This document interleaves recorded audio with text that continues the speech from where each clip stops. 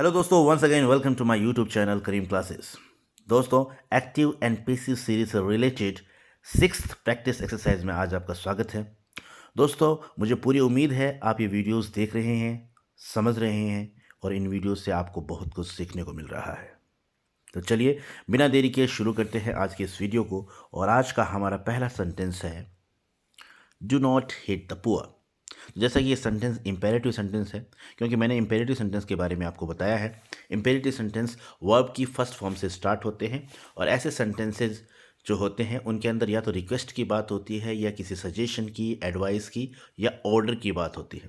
तो ऐसे सेंटेंस होते हैं वो इंपेरेटिव सेंटेंस होते हैं। और इंपेरेटिव सेंटेंस को किस तरीके से ऑब्जेक्ट में चेंज करते हैं, इसके लिए मैंने आपको बताया था एक फॉर्मूला। वो फॉर्मूला था लेट ऑब्जेक्ट बी थर्ड। तो किस तरीके से आप जैसे ऑर्डर से, खास तौर से जो ऑर्डर से रिलेटेड सेंटेंसेस होते हैं उन्हें आप इस फॉर्मूले को यूज़ कर कर ईजिली पैसिव में चेंज कर सकते हैं। तो चलिए सेंटेंस को चेंज करते हैं। तो हमारा आंसर होगा, सबसे पहले हम लेट लगाएंगे, लेट के बाद में हम ऑब्जेक्ट लगाएंगे। तो ऑब्जेक्ट है हमारा द पुअर, फिर बाद में हम नोट लगाएंगे क्योंकि नेक्स्ट सेंटेंस हमारा नेगेटिव है इसलिए हमने नोट लगा दिया। नोट के बाद में बी लगाएंगे और बी के बाद में वर्ब की थर्ड फॉर्म। तो वर्ब हमारी है हेट, तो हमारा आंसर हो जाएगा let the poor not be hated. तो इस तरीके से आप इस सेंटेंस को एक्टिव से पैसिव में चेंज करेंगे। नेक्स्ट एग्जांपल देख लेते हैं, let people laugh at you. तो ये भी इंपेरेटिव सेंटेंस है और इस सेंटेंस को भी आप एक्टिव से पैसिव में चेंज करेंगे। तो आप वही फॉर्मूला लगाएंगे, लेट ऑब्जेक्ट बी थर्ड वाला। सबसे पहले हम लिखेंगे लेट, उसके बाद में हम लिखेंगे ऑब्जेक्ट। तो ऑब्जेक्ट है हमारा यू, तो हमने लिखा है यू और यू के बाद में हम बी लगाएंगे, बी के बाद में वर्ब की थर्ड फॉर्म लगाएंगे। तो वर्ब हमारी है लाफ एट, यानी लाफ और एट यानी प्रीपोजिशन जुड़ा हुआ है इसके साथ, तो इसके साथ आपको जोड़कर ही लिखना है। तो आप बनाएंगे आंसर अपना let you be laughed at, यानी लाफ एट की थर्ड फॉर्म होगी लाफ्ड एट। तो let you be laughed at by people लिखने की जरूरत नहीं है क्योंकि अंडरस्टूड है, इसलिए आपका आंसर इतना ही रहेगा, let you be laughed at. अब देखते हैं आज का हमारा third example, whom are you selecting for this post. तो दोस्तों ये सेंटेंस है, इंटेरोगेटिव सेंटेंस है जो कि WH वर्ड से स्टार्ट है। और इंटेरोगेटिव सेंटेंसेस को किस तरीके से एक्टिव से पैसिव में चेंज किया जाता है ये मैंने आपको अच्छी तरीके से बताया है, समझाया है। अगर आपने वो वीडियो नहीं देखा है तो प्लीज़ उस वीडियो को विजिट करिए, देखिए, समझिए और फिर ऐसे क्वेश्चन सॉल्व करने की प्रैक्टिस करिए। तो इस सेंटेंस को हम चेंज करेंगे 3 स्टेप्स यूज़ करके। तो सबसे पहले तो हम इस सेंटेंस को अफर्मेटिव में चेंज करेंगे। तो हमने अफर्मेटिव में चेंज किया तो हमारा सेंटेंस बना, you are selecting XYZ for this post. क्योंकि जब भी आप होम या व्हाट से रिलेटेड, व्हाट से शुरू होने वाले कोई सेंटेंस देखें और जिसे आप एक्टिव से पैसिव में चेंज करना चाहते हैं तो आप उस सेंटेंस का आंसर भी खुद देंगे। और जो ऑब्जेक्ट होगा, क्योंकि ऐसे सेंटेंसेस में ऑब्जेक्ट नहीं होता है, तो ऑब्जेक्ट छिपा होता है और उसे काल्पनिक माना जाता है। तो यहाँ पर आप ऑब्जेक्ट काल्पनिक मानेंगे और अपनी तरफ से खुद आंसर देंगे। तो हमारा आंसर हो जाएगा you are selecting XYZ for this post, यानी XYZ को आपने ऑब्जेक्ट मान लिया। अब इस सेंटेंस को आप पैसिव में चेंज करेंगे तो आपका आंसर होगा XYZ is being selected for this post. ये तो आपने इजीली चेंज कर लिया, कोई दिक्कत नहीं हुई। अब लास्ट में आगे आपको क्या करना है, क्योंकि आपका सेंटेंस है इंटेरोगेटिव जो कि होम से शुरू है, तो होम से शुरू होने वाले सेंटेंसेस को जब हम पैसिव में चेंज करते हैं तो होम को हम हु में कन्वर्ट कर देते हैं। तो जैसा कि हमारा जो इसने हमने पैसिव चेंज किया था, XYZ is being selected for this post, तो XYZ जो था वो होम का आंसर था, इसलिए होम XYZ हमने काल्पनिक माना था। तो XYZ की जगह हम हु लिख देंगे, क्योंकि जब भी होम से शुरू होने वाले सेंटेंसेस को हम एक्टिव से पैसिव में चेंज करते हैं तो होम को हु में कन्वर्ट कर देते हैं। तो हमने XYZ की जगह लिख दिया हु और रिमेनिंग पार्ट जो है वो वैसा का वैसा रहने देंगे, लास्ट में हम क्वेश्चन मार्क लगा देंगे। तो इस तरीके से ईजिली जो सेंटेंसेस होम और व्हाट से शुरू होते हैं उन्हें हम आसानी से एक्टिव से पैसिव में चेंज कर सकते हैं। नेक्स्ट एग्जाम्पल देखते हैं, जैसे whom has he chosen as his guide. तो सेम सेंटेंस, वैसा ही सेंटेंस है, WH वर्ड से शुरू है, होम से शुरू है, तो इसे भी हम उसी तरीके से पैसिव में चेंज करेंगे। हालांकि यहाँ पर मैंने डायरेक्ट आंसर लिख दिया है, लेकिन आपको ये मेथड अपनाना है, 3 स्टेप्स यूज़ करनी है और फिर उसका आंसर निकालना है।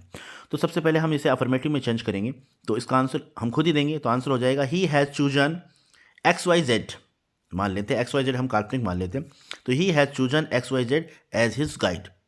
फिर उसका हम पैसिव बनाएंगे तो उसका पैसिव हो जाएगा XYZ has been chosen by him as his guide. अब XYZ हैज़ बीन चूजन था ना, तो XYZ की जगह हम लिख देंगे हु और बाकी रिमेनिंग पार्ट वैसा का वैसा हम लिख देंगे, तो ये हो जाएगा हमारा आंसर।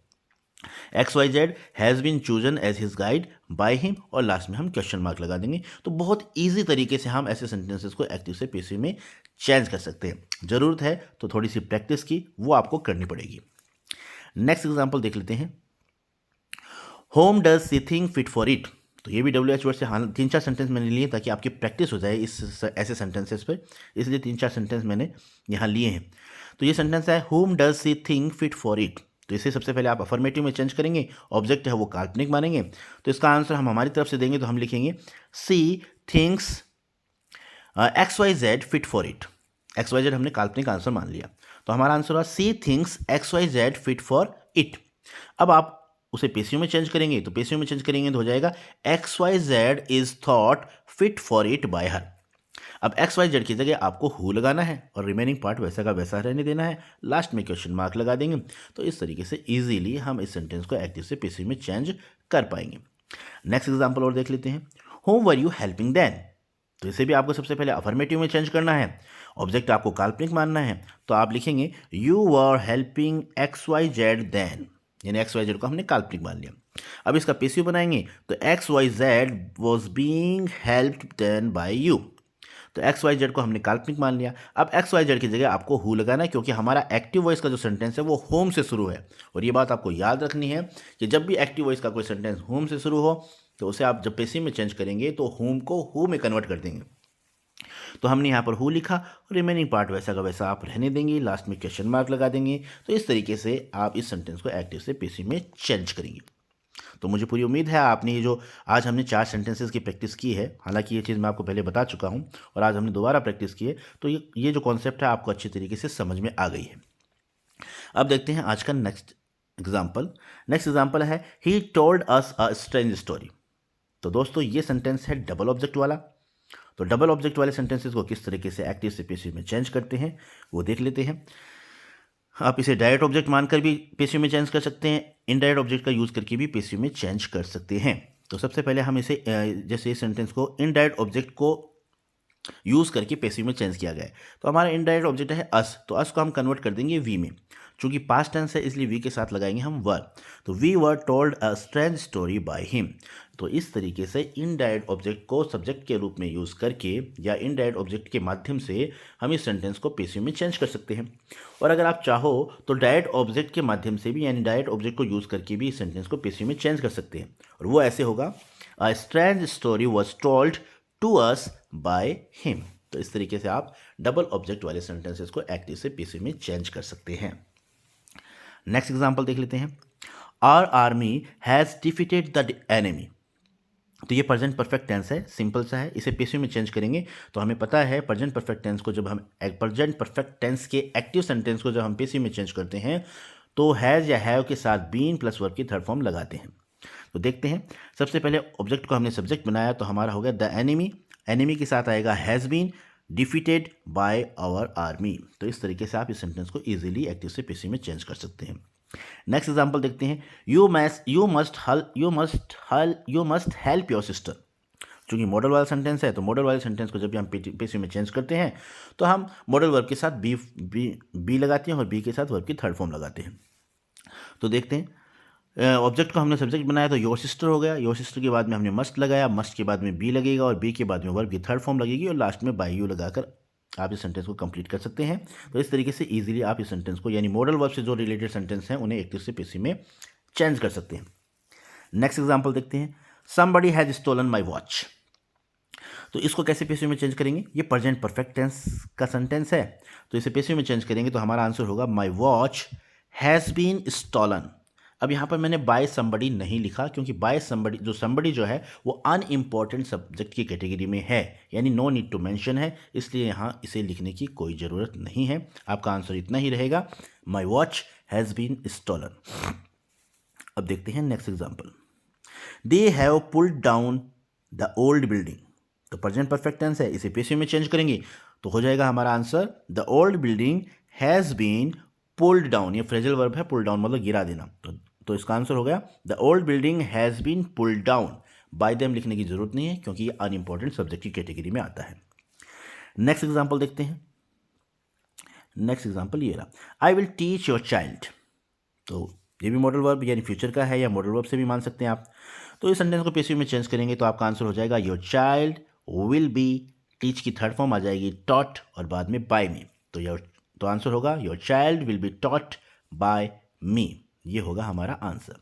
अब देख लेते हैं आज के इस वीडियो का लास्ट सेंटेंस, और जो कि है इन्फिनेटिव से रिलेटेड, यानी ये है इन्फिनेटिव, इसमें इन्फिनेटिव यूज़ किया गया है इस सेंटेंस के अंदर। तो किस तरीके से इन्फिनेटिव वाले सेंटेंसेस को हम एक्टिव से पैसिव में चेंज करते हैं वो मैं आपको वो देख लेते हैं। दोस्तों मैंने आपको पीछे बताया था कि इन्फिनेटिव को चेंज तब हम करते हैं पैसिव में जब, यानी इन्फिनेटिव एक नॉन फाइनाइट वर्ब है और इसका पैसिव तभी बनता है जब फाइनाइट वर्ब का पैसिव, यानी उस सेंटेंस में अगर फाइनाइट वर्ब है उसका पैसिव हम नहीं बना सकते तो फिर हम इन्फिनेटिव जो कि एक नॉन फाइनाइट वर्ब है उसका पैसिव बनाते हैं। तो यहाँ पर फाइनाइट वर्ब तो है इस सेंटेंस में हैव, और नॉन फाइनाइट वर्ब है टू डू, यानी इन्फिनिटी, ये वर्ब है टू डू इन्फिनिटी फॉर्म है।